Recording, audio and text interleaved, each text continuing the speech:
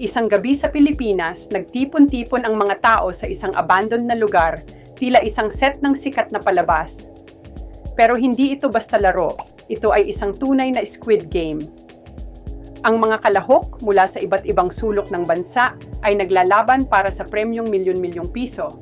Ang mga laro mula sa red light, green light hanggang sa tug of war ay puno ng tensyon at takot.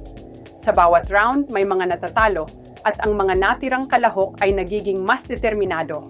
Ang mga kwento ng mga kalahok mula sa mga mahihirap na pamilya hanggang sa mga mayayamang nagtatangkang makuha ang yaman ay nagpapakita ng tunay na mukha ng lipunan. Sa likod ng saya at laro, may mga aral na nakatago.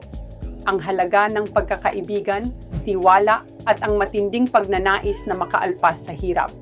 Sa huli, ang tanong ay, ano ang handa mong isakripisyo para sa iyong pangarap?